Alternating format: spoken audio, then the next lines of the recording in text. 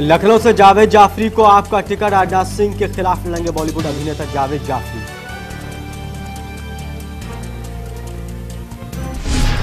सोमनाथ भारती की बढ़ सकती है मुश्किल, एनएचआरसी ने दिल्ली पुलिस को एफआईआर दर्ज करने को कहा। सोमनाथ पर विदेशी महिलाओं से बदसलूकी का आरोप। मोदी और सोनिया के बीच जुबानी जंग। सोनिया ने कहा बीजेपी का मकसद सिर्फ पीएम की गद्दी हथियाना, तो मोदी ने पूछा किसके इशारे पर इतालवी मरीनो ने देश छोड़ा। सुप्रीम कोर्ट का बड़ा फैसला, भुल्लर की फांसी की सजा उम्र कैद में तब्दील। 1993 में दिल्ली ब्लास्ट का दोषी है भुल्लर। और चुनावी माहौल में सस्ता हुआ पेट्रोल, 75 पैसे प्रति लीटर हुआ सस्ता। बड़ी कीमतें आधी रात से होंगी लागू।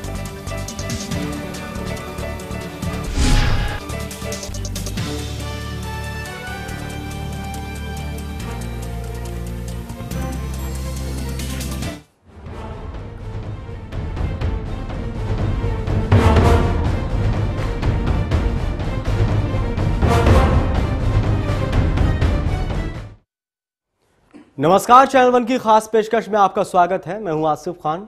सालों की तैयारी है, 5 साल बाद फिर जनता की बारी है। जिस पर जनता करेगी एतबार, उसका होगा बेड़ा पार। तरह तरह के झंडे हैं, बैनर हैं, रैली है, रैला है, नारे हैं, इरादे हैं, वादे हैं, सपने हैं, गली मोहल्ले में उग रहे नेता, और सब मिलकर सत्ता का पत्ता।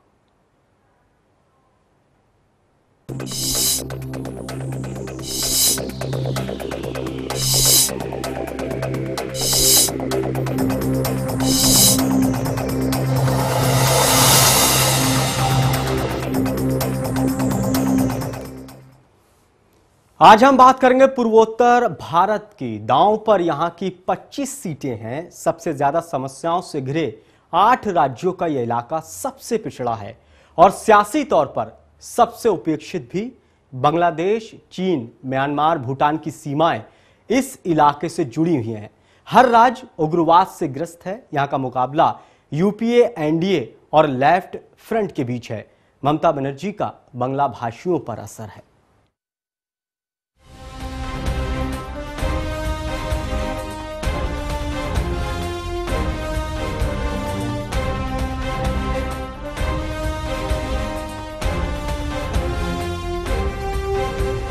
देश के लिए उत्तर पूर्व एक ऐसा इलाका है जिसका जिक्र तभी सुना जाता है जब कोई बड़ी घटना हो। इस इलाके की इन दिनों इसलिए ज्यादा चर्चा है कि दिल्ली में पूर्वोत्तर के छात्रों को भेदभाव का शिकार होना पड़ रहा है। सामान्य दिनों में यहाँ की सामाजिक आर्थिक स्थिति की खबर देश को कम ही मिल पाती है। चुनाव करीब हैं, इसलिए 25 लोकसभा सीटों का 7 सिस्टर्स का यह इलाका अपने वजूद का एहसास सबको करा रहा है। सवाल हर एक सीट का है। उत्तर पूर्व के हालात, देश के हाशिए पर पड़ी यहाँ की जिंदगी, राजनीतिक उपेक्षा के बीच लोगों की अपेक्षा की लड़ाई, उग्रवाद प्रभावित इलाकों में खतरों में घिरा वोट देने का अधिकार, मतलब कुछ भी आसान नहीं है, न यहाँ के लोगों के लिए और न ही राजनीतिक पार्टियों के लिए। असम की 14 सीटें, अरुणाचल की 2, मिजोरम की 1, नागालैंड की 1, मणिपुर की 2, मेघालय की 2, सिक्किम की 1 और त्रिपुरा की 2 सीटें। ये नॉर्थ ईस्ट की 25 सीटों का पूरा गणित है। असम को छोड़कर 7 सिस्टर्स की 11 सीटों पर कांग्रेस का बोलबाला रहा है। अरुणाचल में कांग्रेस को बड़ा झटका लगने की उम्मीद है। एक तो ये कि अरुणाचल में बीजेपी के अपने जनाधार का होना, और दूसरे 22 साल तक मुख्यमंत्री रहे गेगांग अपांग का कांग्रेस छोड़कर बीजेपी के साथ जाना। अरुणाचल में बीजेपी और कांग्रेस के बीच टक्कर होनी है, तो ममता बनर्जी पूरे नॉर्थ ईस्ट में जोरदार मुकाबले की तैयारी में हैं। बांग्लादेश से आए हिंदू शरणार्थियों और मुस्लिम विस्थापितों के मुद्दे के अलावा अरुणाचल प्रदेश में चीनी घुसपैठ का मुद्दा बड़ा है। त्रिपुरा में बांग्लादेशी घुसपैठ का मामला हो या असम अरुणाचल प्रदेश बॉर्डर की समस्याएं, नागालैंड में भारत और म्यांमार रिश्तों की बात हो या सुरक्षा के मुद्दों पर केंद्र की कांग्रेस सरकार का ढीला ढाला रवैया और चीनी घुसपैठ पर कांग्रेस का कमजोर पक्ष प्रमुख चुनावी मुद्दे हैं। मिजोरम में म्यांमार के साथ रिश्तों का मामला ज्यादा बड़ा है, क्योंकि यहाँ भारतीय सामानों से ज्यादा सस्ता म्यांमार का सामान बिकता है। भारत का टूथपेस्ट 40 रुपए में तो म्यांमार का 20 रुपए में। मतलब ये कि नमक से लेकर हवाई जहाज तक म्यांमार में सस्ता मिलता है। मिजोरम के लोगों की जरूरतें भारत से कम, म्यांमार से ज्यादा पूरी होती हैं। उग्रवाद प्रभावित इलाकों में वोट का अधिकार सुरक्षित नहीं। मिजोरम हो या मणिपुर या फिर नागालैंड, हर कहीं वोट के लुटेरे सक्रिय हैं। ईसाई मतदाता बड़ी संख्या में हैं। इसलिए उनके लिए Congress the only party with harmony का नारा कांग्रेस के लिए राहत पहुँचाने वाला है। लेकिन भ्रष्टाचार सेवन सिस्टर्स इलाके की सबसे बड़ी समस्या है, इसलिए केजरीवाल की लोकप्रियता भी है। शर्मिला को टिकट देने की पेशकश आपकी तरफ से किए जाने के बाद उसकी लोकप्रियता बढ़ी है। आपके उम्मीदवार मैदान में मजबूती से उतरे तो वोट भी मिलेंगे। त्रिपुरा में सबसे गरीब मुख्यमंत्री माणिक सरकार की पकड़ सबसे मजबूत है, इसलिए देश भर में भले ही सीपीएम की हालत खस्ता हो, लेकिन त्रिपुरा में उसके मुकाबले कोई दूसरा नहीं है। असम में मोदी की हवा है, कांग्रेस का आधार है। असम गण परिषद से बीजेपी का समझौता नहीं हुआ, लेकिन एजीपी को चुनाव के बाद एनडीए में शामिल होने की पूरी उम्मीद है। इसलिए यहाँ मुकाबला कांग्रेस, बीजेपी और एजेपी के बीच है। नरेंद्र मोदी की हवा के सहारे बीजेपी अगर सेवन सिस्टर्स के इस इलाके की 25 में से 7 यानी 7 सीटें भी निकाल ले तो ये उसकी बड़ी कामयाबी होगी। स्पेशल डेस्क के साथ दीपिका सिंह, चैनल 1 न्यूज। तो जो केंद्र में सरकार बनेगी उसमें महत्वपूर्ण भूमिका नॉर्थ ईस्ट का जो इलाका है, वहां के जो राज्य हैं उनका भी होगा। इस पर चर्चा करने के लिए हमारे साथ 3 खास मेहमान हैं। हम आपको बता दें कि कांग्रेस के नेता शाहनवाज शेख जी और हमारे राजनीतिक संपादक मनोज वर्मा जी और हमारे ग्रुप एडिटर राजीव रंजन नाग जी, आप तीनों का बहुत बहुत स्वागत है। शाहनवाज जी, पहला सवाल मेरा है आपसे कि असम में कांग्रेस का जनाधार है, पहले से कांग्रेस वहां पर मजबूत है, लेकिन अब नरेंद्र मोदी ने वहां पर रैलियां की हैं, नरेंद्र मोदी की वहां पर लहर है, हवा चल रही है, कहीं ना कहीं कांग्रेस को नुकसान हो सकता है असम में। देखिए, हवा एक मीडिया में बनाई हुई हवा है। मैं समझता हूं कि चुनाव के माहौल में रैलियां करने से आपको वोट नहीं मिलेंगे। उसके पहले भी आपको उनकी परिस्थितियों में झांक कर देखना होगा। आज तक नॉर्थ ईस्ट के रीजन में कभी कोई भारतीय जनता पार्टी का लीडर वहां पर झांकने भी नहीं गया। मैं समझता हूं ना इनकी कोई इकाई है, ना ही उनका कोई संगठन है। कांग्रेस पार्टी के नेता समय समय पर नॉर्थ ईस्ट में जाते रहे हैं, उनके हालात पर चर्चा करते रहे हैं और विचार करते रहे और चिंता जताते रहे हैं। और सरकार ने हमेशा नॉर्थ ईस्ट के लोगों को मुख्य धारा में लाने का काम किया है, मुख्य धारा में उनको रिप्रेजेंटेशन देने का काम किया है। तो मैं समझता हूं कि कांग्रेस पार्टी के साथ है, नॉर्थ ईस्ट रीजन पूरा कांग्रेस पार्टी के साथ है। असम में इस बार भी हमें बढ़त मिलेगी और असम का हर एक वोटर, हर एक छात्र हमारे साथ है और नॉर्थ ईस्ट का सारा रीजन हमारे साथ है। जी मनोज जी, क्या लगता है कि नॉर्थ ईस्ट जो इलाके हैं वो देश से आखिर पिछड़े क्यों रह गए? कांग्रेस का उधर जनाधार रहा, क्या कांग्रेस ने विकास नहीं किया? देखिए, वहाँ के जो नॉर्थ ईस्ट की हम कहें 25 सीटें या जो वहाँ के राज्य हैं, छोटे छोटे राज्य हैं, तो छोटी छोटी पार्टियां भी हैं, लेकिन वहाँ पर भ्रष्टाचार और विकास लंबे समय से एक बड़ा मुद्दा रहा है।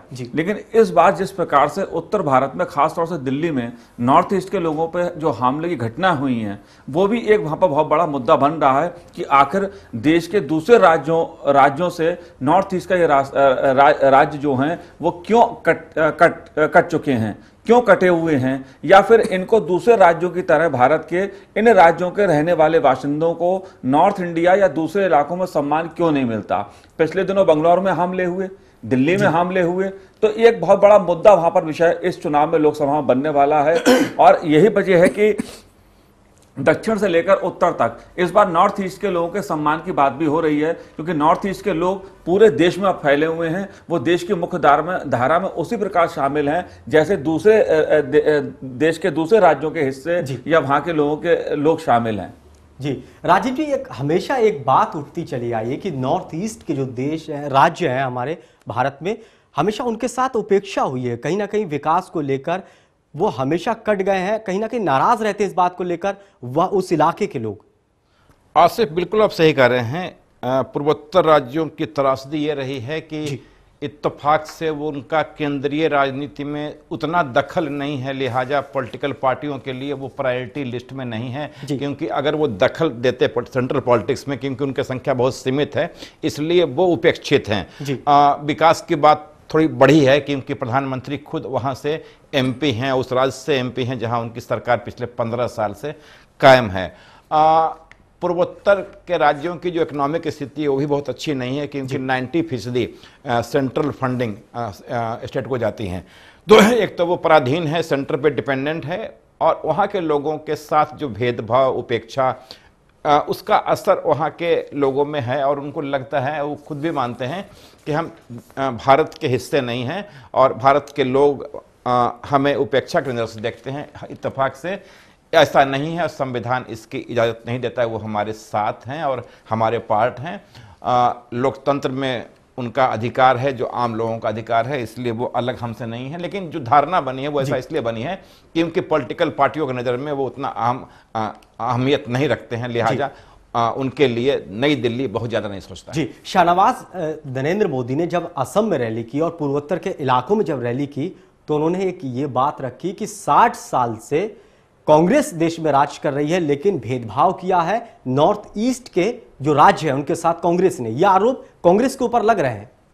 देखिए, ये आरोप तो आरोप प्रत्यारोप का दौर है। चुनावी मौसम में रैलियों में आरोप तो लगते ही हैं, लेकिन 60 साल से, लेकिन ये हकीकत भी है शाहनवाज जी, वहां पर विकास नहीं हो पाया। वहां पर जो भी विकास हुआ इन 60 सालों में कांग्रेस पार्टी ने कहा, ज्योग्राफिकली जितना डिस्टर्ब है वो इलाका है, उसके बावजूद भी सरकार की हमेशा ये मंशा रही है कि वो उसको मुख्य धारा में लाया जाए। सबसे बड़ी जो दिक्कत है वो वहां के लोगों को हमारे साथ मिलाना। हम लोगों की जिम्मेदारी है कि उनको एक दया की नज़र से हम ना देखें, बल्कि हमारी तरह वो भी भारतीय है, तो उनके साथ जो कंधे से कंधा मिलाकर उनको हमारे साथ में मेन स्ट्रीम में लाने की जो मेन मुद्दा है वो उनको मेन स्ट्रीम में लाने का है। जो इन्वॉल्वमेंट उनका यहाँ की और भी प्रदेशों में होने लगे, सरकारी नौकरियों में उनका इन्वॉल्वमेंट होने लगे और छात्रों को ज़्यादा से ज़्यादा यहाँ पर सुरक्षाएं हम प्रदान कर सकें, तो मैं समझता हूँ कि ये एक सोची समझी जो सोच है पिछले इतने सालों से कांग्रेस पार्टी की रही है। लेकिन ज्योग्राफिकली डिस्टर्ब है वो पूरा प्रदेश, वो जो 7 सिस्टर जो कहे जाते हैं, तो वहां तक पहुंच बनाना मैं समझता हूं कि आसान नहीं रही है, तो ज्यादा से ज्यादा ध्यान इस पर देने की जरूरत है। जी मनोज जी, जिस तरह से असम में नरेंद्र मोदी ने जब रैली की थी तो उस रैली में काफी संख्या में लोग पहुंचे थे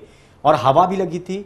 अब यह भी माना जा रहा है कि असम में नरेंद्र मोदी की हवा है, तो वहां पर अब बीजेपी को कितना फायदा मिल सकता है, क्योंकि 4 सीटें बीजेपी की थी और ज्यादातर 7 सीटें कांग्रेस की थी, 14 में से 7। तो अब कितना नुकसान हो सकता है कांग्रेस को, बीजेपी को कितना फायदा हो सकता है? बीजेपी अगर असम को ज्यादा फोकस कर रही है तो उसकी एक वजह इस बार ये है कि वहां पर जिस प्रकार से कुछ समय पहले सांप्रदायिक दंगे जो वहां पर हुए जी, उससे भी बीजेपी को एक वहां पर ऊर्जा मिल रही है। बीजेपी को लगता है कि ध्रुवीकरण वहां पर होगा और इस बार उसकी सीटें 4 से आगे बढ़ सकती हैं, 6-7 तक सीटें हो सकती हैं। इसलिए बीजेपी का पूरा जोर जो है वो आसाम पर है। लेकिन जहां तक विकास की बात जो आपने नॉर्थ ईस्ट की उठाई, तो आप देखिए अरुणाचल प्रदेश और आसाम, ये 2 प्रदेश ऐसे हैं कि जहां पर भ्रष्टाचार के सबसे ज्यादा मामले सामने आते हैं। मनोज वर्मा के बाद में सिर्फ मैं एक और चीज ऐड करूंगा। आप ये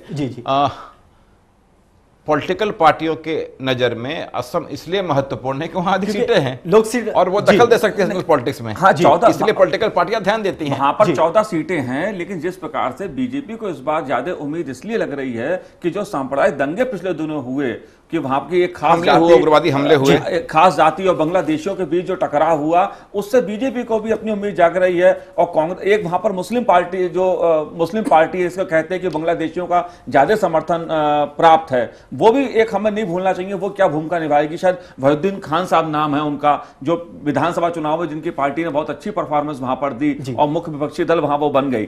तो इसलिए वहां देखना पड़ेगा आसाम में कि मुस्लिम वोट किस तरफ जाता है, कांग्रेस अपना आधार कैसे बचाती है और बीजेपी इस सब के बीच कैसे अपना हिंदुत्व वाला कार्ड खेलती है। इसीलिए मोदी का जो फोकस है वो आसाम पर ज्यादा है, बीजेपी का फोकस आसाम पर ज्यादा है। मैं बार बार भ्रष्टाचार की बात इसलिए उठा रहा हूं कि यह विषय जो है वो नॉर्थ ईस्ट के डेवलपमेंट से बहुत खासा जुड़ा हुआ है और इस बार भ्रष्टाचार एक बड़ा मुद्दा वहां बनने वाला है, क्योंकि आसाम में कई योजनाएं हैं जिनके लिए पैसा केंद्र से गया। देखिए, ऐसा नहीं है केंद्र सरकार ने कुछ नहीं किया। केंद्र सरकार ने पूर्वोत्तर राज्यों के लिए काउंसिल अलग से बना रखी है, अलग से मिनिस्टर बैठाला गया, पैसा यहां से जाता है लेकिन वहां जमीन तक नहीं पहुंच पाता। लेकिन मनोज जी, जो अलग से एक मंत्रालय बनाया गया था पूर्वोत्तर राज्यों के लिए, वो अटल बिहारी वाजपेयी जी के जमाने में बनाया गया था, तो कहीं ना कहीं वो मुद्दा भी बीजेपी उठा रही है। राजीव जी, ये मुद्दा उठाया जा रहा है, इससे कितना फायदा मिल सकता है बीजेपी को कि हमारे वक्त में जो है वो विकास हुआ था, एक मंत्रालय बनाया गया जो पूर्वोत्तर राज्य हैं उनको ये देखेगा। बीजेपी इस बात मुद्दे को निश्चित तौर पे एनडीए गवर्नमेंट के दौरान वो Donear department of north eastern region के नाम से एक महकमा बना था जो पूर्वोत्तर के राज्यों के विकास, वहाँ के समस्याओं के बारे में उसको ध्यान देना था। डोनियर भी बहुत ज़्यादा कारगर नहीं हो पाया क्योंकि प्रत्येक राज्य की अपनी समस्या है और इत्तेफाक से उसमें से 7 में से अधिकांश राज्यों की सीमाएं अंतर्राष्ट्रीय सीमा से जुड़ी हुई हैं और जिन सीमाओं से जुड़ी हुई है वहाँ भारत के रिश्ते बहुत अच्छे नहीं हैं, तो इंटरनल कन्फ्लिक्ट में ही भारत का समय गुजरता है। और थोड़ा बहुत जो विकास हुआ वो सिर्फ इसलिए हुआ है कि ताकि उनकी लॉयल्टी भारत के प्रति बनी रहे और उनको ये न लगे कि वो उपेक्षित हैं। और बीते वर्षों में स्टेट को काफ़ी सेंट्रल फंडिंग हुई है और एक जो वहाँ मूल समस्या दिखती है मुझको वो ये है कि जब वो लोग महसूस करते हैं कि हम भारत से कटे हुए हैं, तो शायद ऐसा इसलिए कि वहाँ प्रत्येक राज्य की अपनी एक भाषा है, अपनी संस्कृति है, उनके अपनी सभ्यता है और सोच है, तो निश्चित तौर पे वो सोच भारत के अन्य राज्यों से मेल नहीं खाती है, लिहाजा उनको लगता है कि वो कटे हुए हैं, लेकिन ऐसा नहीं है। एक जो महत्वपूर्ण चीज़ है पूर्वोत्तर राज्यों के बारे में वो ये है कि पूर्वोत्तर राज्यों को लेकर के प्रत्येक पॉलिटिकल पार्टियां ज़्यादा लॉयल्टी दिखाती है और शायद ऐसा इसलिए क्योंकि उनको लगता है कि ऐसा करने से एक मैसेज आएगा कि कोई भी पार्टी जो सरकार में आना चाहती है वो किसी को नहीं छोड़ रही है, सबका ध्यान और सबका ख्याल रख रही है। बिल्कुल, तो पूर्वोत्तर राज्य के जो देश हैं तो उनकी अपनी अपनी समस्या है, कई मुद्दे और भी हैं जिस पर चर्चा करेंगे। वक्त एक छोटे से ब्रेक का, जल्द हाजिर होते हैं, बने रहिए हमारे साथ।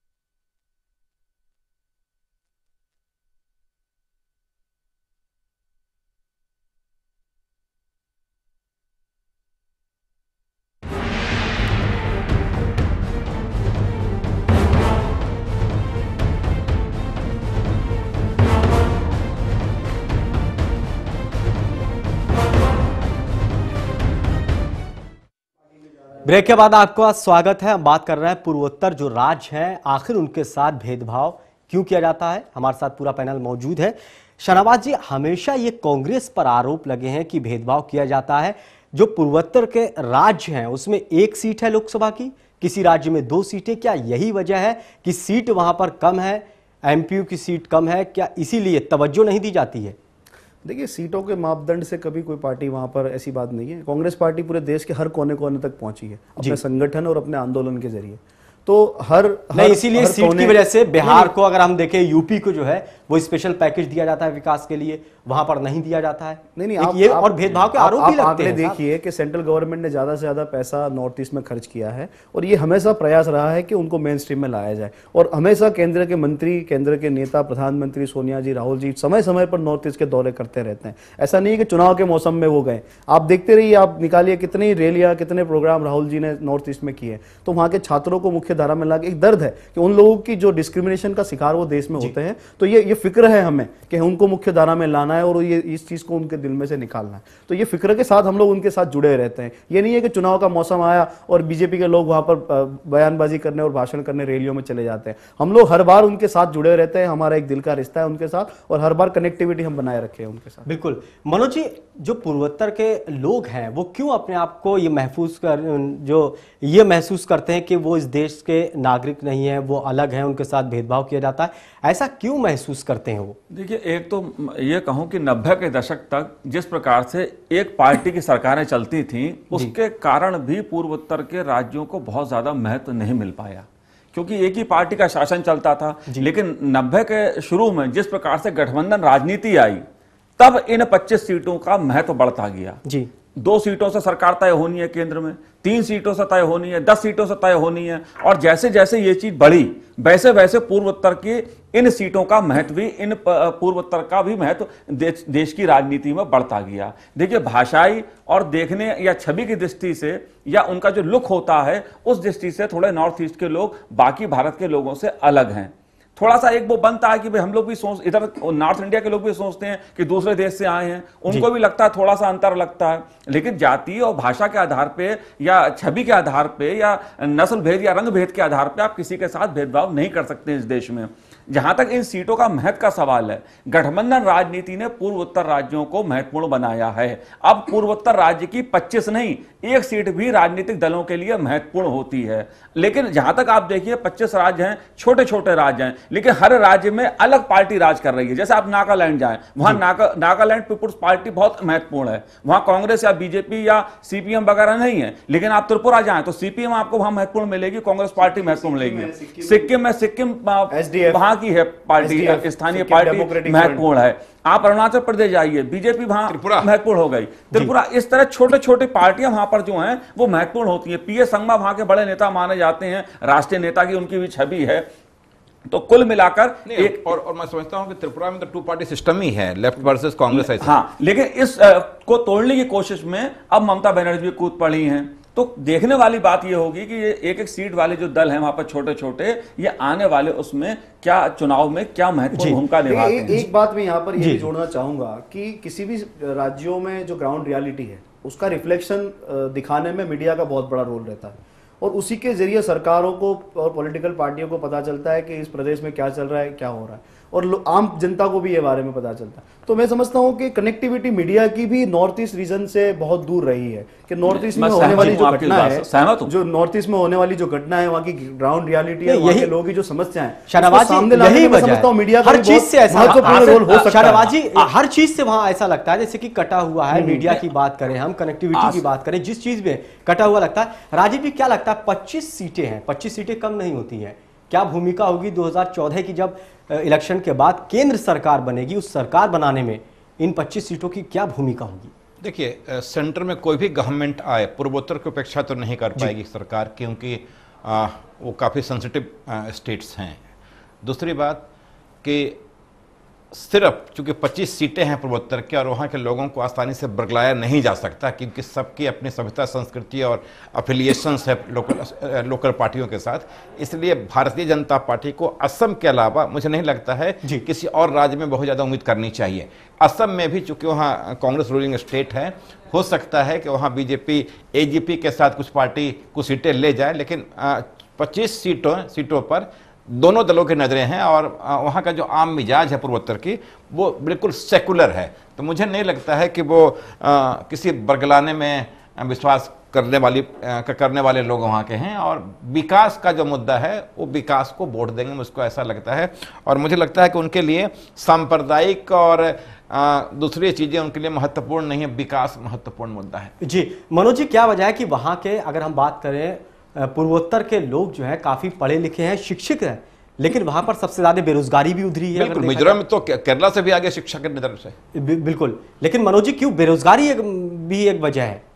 देखिए, मैंने जैसा पहले कहा कि वहां पर जैसे आसाम में कई जल विद्युत पर आधारित योजनाएं हैं, उनके लिए पैसा गया, लेकिन वो कागजों में बनी है योजनाएं, उसकी जांच चल रही है। कैग ने कई बार सवाल उठाए हैं, कई योजनाएं यहां से कई उद्योगों के लिए पैसा गया वहां पर, वो सिर्फ कागजों में चले। ये कैग की रिपोर्ट्स को मैं हवाला देके ही ये बात कह रहा हूं। इसलिए वहां पर एक बेरोजगारी की बड़ी समस्या रही है। लेकिन आसिफ एक बहुत बड़ा मुद्दा रहने वाला नॉर्थ ईस्ट में इस बार, वो है राष्ट्रीय सुरक्षा का। जिस प्रकार से चीन लगातार सिक्किम, अरुणाचल प्रदेश, आसाम और दूसरे नॉर्थ ईस्ट की ओर अपनी नजर गड़ाए है, इसलिए राष्ट्रीय सुरक्षा एक बहुत बड़ा है मुद्दा होने वाला है। बिल्कुल मनोज जी, सुरक्षा एक बड़ा मुद्दा है, लेकिन अपने देश में भी वो महसूस नहीं करते हैं और विकास से भी वो कहीं ना कहीं कटे हैं। कह सकते हैं कि पूर्वोत्तर के जो राज्य हैं, कहीं ना कहीं उनके साथ भेदभाव हुआ है। इस चर्चा में भाग लेने के लिए आप सभी का बहुत बहुत शुक्रिया। तो फिलहाल हमारे खास प्रोग्राम में इतना ही, लेकिन ताजा तरीन खबरों के लिए देखते रहिए चैनल वन न्यूज़। नमस्कार।